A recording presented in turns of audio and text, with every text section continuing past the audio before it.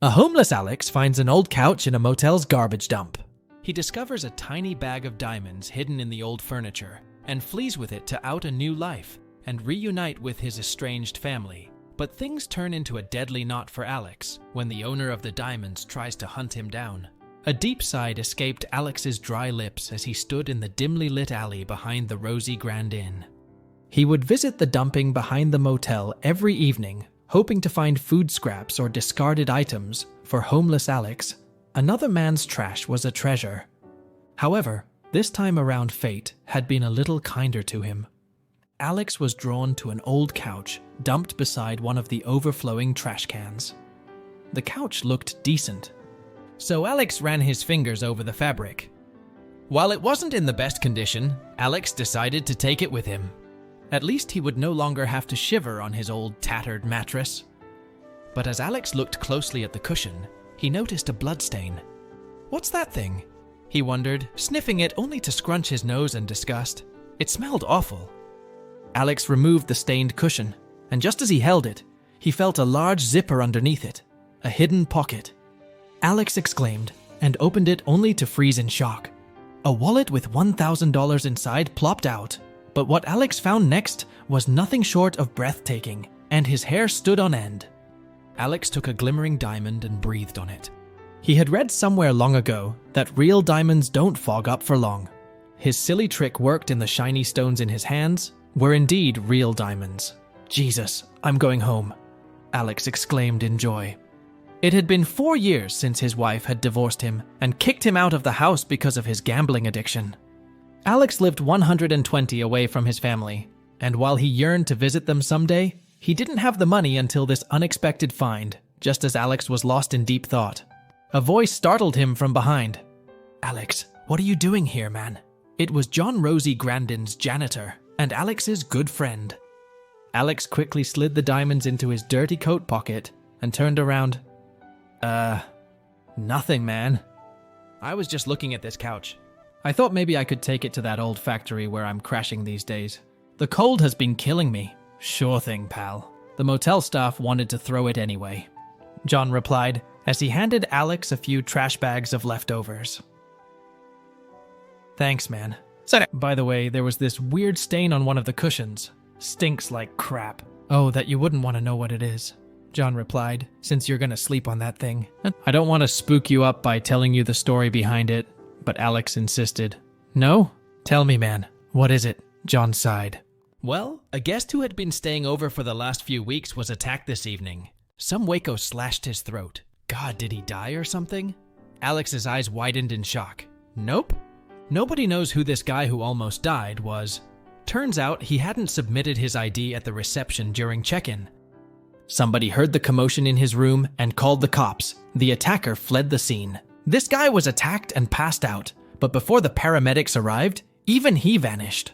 We're guessing he jumped out the window in his room and fled. The motel staff discarded this couch after that." "That's creepy. Alex Gilphead, I think I'm better off with my old mattress. This thing's got bad vibes, pal. See you later, and thanks for the food." Having bid goodbye to John, Alex strode to the abandoned factory to crash for the night. Just as Alex approached the back entrance of the dilapidated building, he noticed a silhouette of someone standing there. He was about to bolt, but was stopped by a familiar voice. "John, man, what are you doing here?" Alex asked, noticing John looked terrified. "Man, did you find any diamonds inside that couch?" John asked Alex. "This guy, remember I told you about the anonymous guest who was attacked tonight? He came to my house and threatened me that if I didn't tell him where his diamonds were, he would kill me."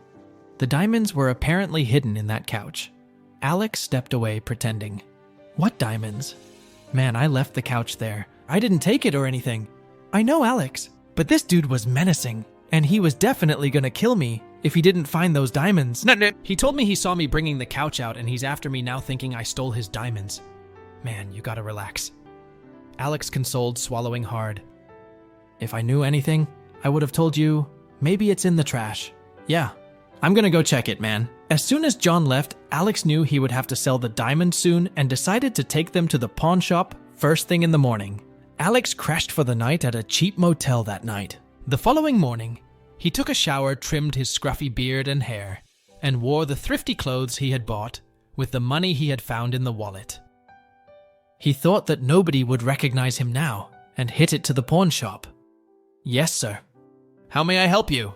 The pawnbroker looked at Alex. "I wanted to get something appraised," Alex said with a confident grin. "I'm starting a business and need more money." The pawnbroker raised a brow as he examined the diamonds. "Can I have a receipt or any proof these diamonds belong to you?" "A receipt? What are you trying to tell me? These diamonds are mine. Look, if you don't want them, I'll take them back," Alex retorted. "I never said I didn't want them, sir." "I can contact a customer now. But it's only normal for us to ask our clients about the items they bring here. We don't take risks. No matter where you take them, they will ask you the same thing." Alex rubbed his chin. "These diamonds are my late grandmother's, a family heirloom passed on to me after she died." "All right." The pawnbroker nodded as he walked away and talked to someone on his phone. A few minutes later, he returned to the counter. "We have a buyer on the black market. He'll be here in 20 minutes. Alex nodded with a smile, and around 30 minutes later, a man in a black suit walked in.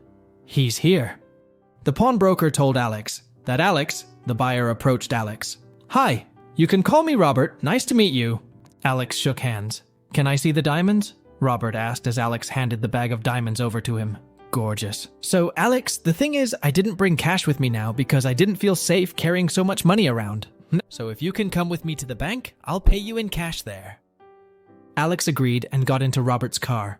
But as he fastened his seatbelt, he noticed a bloodied scar on Robert's neck that made his heart race. He recalled what John had mentioned about the guy who was attacked at the motel, and Robert's scar was at the exact same spot where he had been slit in the throat. "So, Robert, he's the guy, the owner of these diamonds." Alex's heart pounded, only to realize that Robert had already started driving. Fear gripped Alex. He had to escape, but there was no way out now. Suddenly, the car pulled over as the signal turned red, and Alex knew it was the perfect chance to run. Unstrapping the seatbelt, Alex bolted out of Robert's car and vanished into the bustling street. He knew he had no choice but to come clean to John, because Robert now recognized him, and he would go to any extremes to take back his diamonds. "John, it's me, Alex. Open the door." Alex banged on John's door. Moments later, the door swung open. "John, man, I don't have much time. You have to help me, please," Alex panted. "I have those diamonds. The man you were talking about, the guy who threatened you, he knows I have them. He can identify me now. If he comes here asking about me, please don't tell him anything." Alex then reached into his pocket to give John a diamond in exchange for his silence.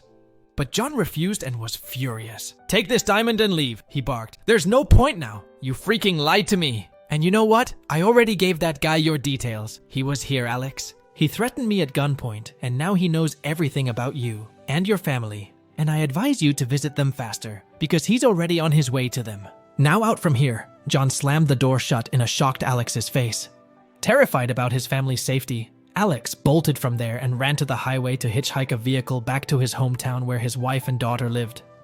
Several minutes later, Alex convinced a delivery truck driver to drop him off at the city in exchange for $100.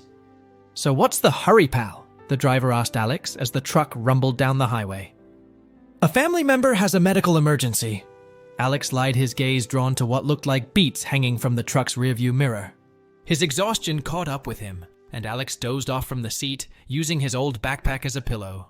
2 hours later, he woke up with a start. "Are we in the city?" "Almost. We're at the city's entrance," the driver replied. "Oh, okay." Alex smiled, reaching into his backpack to fill the tiny bag of diamonds. "Everything's okay." He sighed, realizing the bag was still there. Around 10 minutes later, Alex got off the truck and thanked the driver. "I'll never forget your help, pal. Thanks." "No problem, pal. Hope whatever's up with your family is sorted out soon." The driver waved at Alex and sped away. Sighing a deep breath, Alex arrived at his old home only to notice the door was ajar. "Lisa, Kayla." "Guys, it's me. Anyone home?" But there was dead silence, and Alex's heart dropped.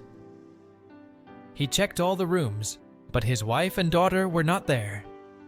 As Alex kept looking, he found a note on the kitchen counter.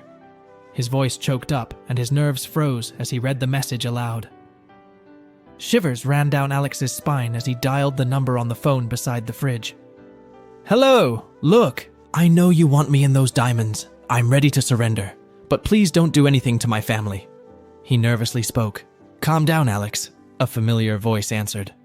It was Robert. "I'll be waiting for you 10 miles from the gas station on the Northern Highway.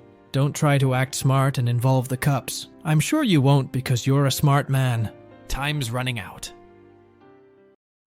If I were you, I'd hurry. Robert's menacing tone sliced through Robert's racing heart as he hung up. Alex pulled out the tiny cotton bag from his backpack, but it felt heavier than before. "What the hell?" No, he gasped. There was not a single diamond in that bag. Instead, it had the talisman beads he'd seen around the truck's rearview mirror during his ride to the city. Blood drained off Alex's face as he stood speechless. He had only 2 options now: to risk his life and save his family, or to leave everything behind and start a life from scratch. Alex shook his head and stormed out of the house, bolting toward the kidnapper's location. He arrived outside a dilapidated building where his wife and daughter were held captive. "Open the door. I'm here," he screamed. The door burst open, and Robert appeared, pointing his gun at Alex.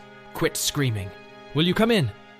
As Alex entered, he knew that Robert would kill him, Lisa, and Kayla if he learned about the missing diamonds.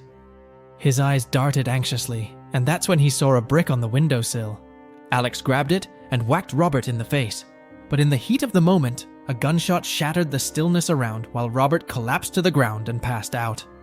Alex clenched his stomach, trying to stop the crimson liquid oozing down his shirt. "Alex, can you hear us? Dad, wake up." When Alex opened his eyes hours later, he heard faint beeping sounds. Once his blurry vision cleared, he saw his wife and daughter standing beside him. They were in the hospital. "Oh, Alex, you're awake," Lisa cried. "How are you feeling? Looks like I'm alive." "You could have not come to that house and started your life from scratch," Lisa said, as Alex cut her off. "No, I couldn't."